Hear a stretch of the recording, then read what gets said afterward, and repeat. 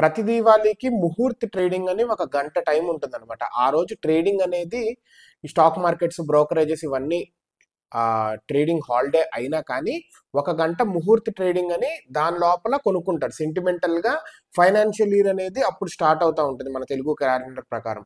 So ఈ సంవత్సరం సంవాత్ 2082 దీనికి కోటాక్ సెక్యూరిటీ వాళ్ళు 7 స్టాక్స్ని రికమెండ్ చేశారు. అయితే ఇది లాంగ్ టర్మ్ ఇన్వెస్టర్స్ అనమాట, ఏదో ట్రేడింగ్ చేయడానికని కాదు. లాంగ్ టర్మ్ ఇన్వెస్టర్స్ ఒక మోర్ దాన్ 5 years కనుక if they are holding this, వాళ్ళకి ఈ స్టాక్స్ రికమెండ్ చేశారనమాట. ఈ స్టాక్స్ డిఫరెంట్ సెక్టార్స్లో కెమికల్స్ కానీ, ఇండస్ట్రీస్ కానీ, ఫుడ్ డెలివరీ, ఇట్లా డిఫరెంట్ సెక్టార్స్లో వాళ్ళు సజెస్ట్ చేశారు. ఏంటంటే గ్రోత్ ప్రాస్పెక్ట్స్ చాలా బాగున్నాయి అండ్ ఫండమెంటల్లీ చాలా స్ట్రాంగ్ ఉన్నాయి అండ్ వాళ్ళ రిజల్ట్స్ కూడా బెటర్గా వచ్చే అవకాశం ఉంది. FY27ని ఉద్దేశించి వీళ్ళు ఈ స్టాక్స్ బాగా FY27లో బాగా బెటర్గా ఇస్తుంది అని వీళ్ళు ఎక్స్పెక్ట్ చేసి దీన్ని సజెస్ట్ చేస్తున్నారు. ఆ 7 స్టాక్స్ ఏంటో చూద్దాం.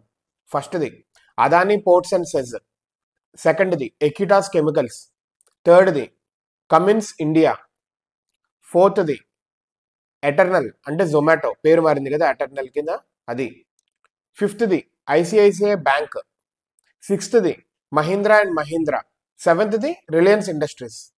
ఈ 7 స్టాక్స్ని వీళ్ళు సజెస్ట్ చేస్తున్నారు. సెక్టర్స్ వచ్చేసరికి infrastructure, chemical, manufacturing, food delivery, banking, automobiles, financial services, ఇలా డిఫరెంట్ సెక్టార్స్ అనమాట ఇవి.